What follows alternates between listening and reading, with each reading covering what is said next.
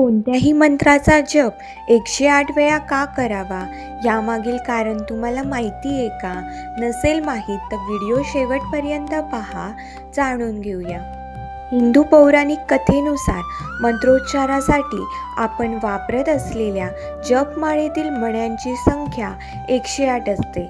शास्त्रात 108 क्रमांकाला खूप महत्त्व आहे.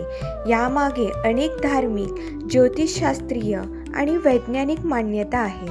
जपमाळेत फक्त 108 मणी का असतात? मंत्रजपासाठी माळ का वापरावी यामागचे नेमके कारण अनेकांना नाही माहिती आहे. हिंदू धर्मग्रंथानुसार रुद्राक्षाची जपमाळ मंत्रोच्चारासाठी उत्तम आहे. रुद्राक्ष हे महादेवाचे प्रतीक मानले जाते.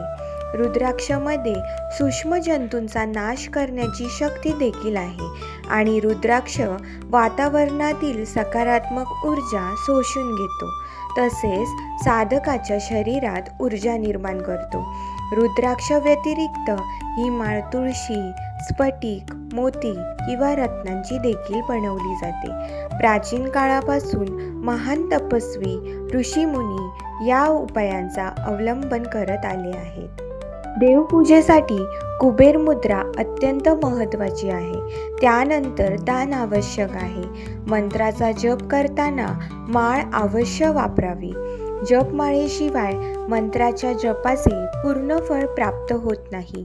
जो कोणी जपमाळेच्या सहाय्याने मंत्राचा जप करतो त्याच्या मनोकामना लवकर पूर्ण होतात. जर मंत्रजप निश्चित क्रमांक 108 नुसार केला तर उत्तम आहे. शास्त्रानुसार जपमाळेच्या 108 मण्यांची संख्या संपूर्ण निरोगी व्यक्ती दिवसात किती वेळा श्वास घेतो त्याच्या संख्येशी संबंधित आहे. साधारणपणे 24 तासात एक व्यक्ती 2116 वेळा श्वास घेतो.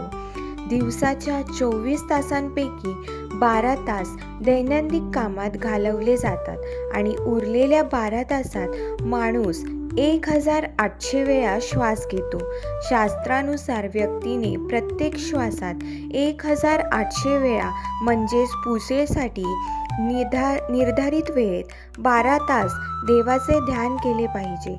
परंतु हे शक्य नाही. म्हणूनच 1800 श्वासांच्या संख्येतून शेवटची दान शून्य काढून नामजपासाठी 108 संख्या निश्चित करण्यात आली आहे. ह्या संख्येच्या आधाराने नामजपाच्या जपमाळेत 108 मणी आहेत. जर तुम्हाला ही माहिती आवडली असेल तर चॅनलला सबस्क्राईब करायला विसरू